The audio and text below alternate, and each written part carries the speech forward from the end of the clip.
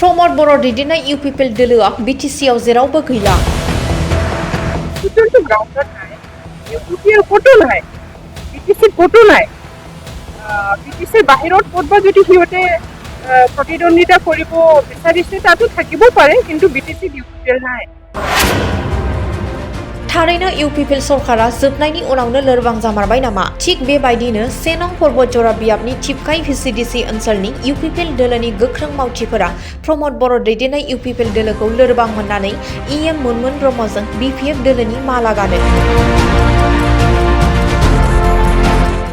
दा जे नुबाय जे बारा जेरै पार्टदों बेजों खारफानांगोन होननाय बायदि आरो दा इउपिपिएलआव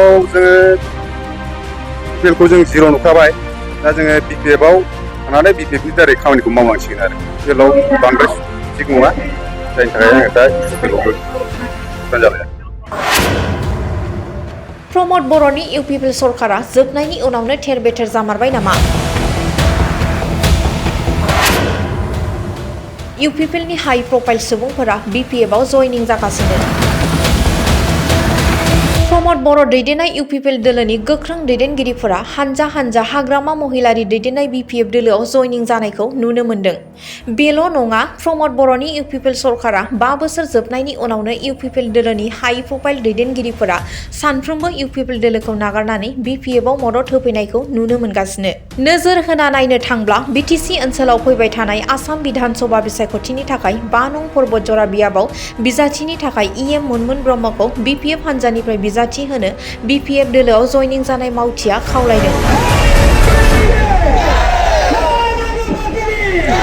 बिपिएफआव फैनाया बेनो दा 5 नं पर्बतजरायाव मोनमोन बायदेवनो जेरैखि जाया टिकेट होनांगौ, बेखौ जों बयबो पर्बतजरा एरियानि रायजो राजा जिखुनु पार्टियाव थाया बिसोर गासिबो माबाखौ भटखौ होनानै देरहाहोनायनि थाखाय सेस्था खालामनायाव दं 100आव 100%।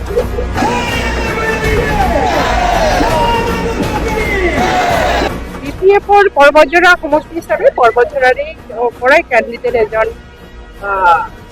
কি কৰিব দিব পৰ্বতজৰাৰ পৰাই আৰু বিপিএফ জিকিব।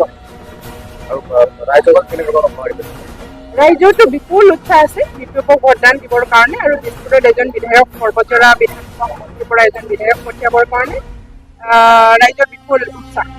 ইউপিপিএল দয়াল ব্ৰহ্ম, ইউপিপিএল মনোজ কুমাৰ ব্ৰহ্ম, ইউপিপিএল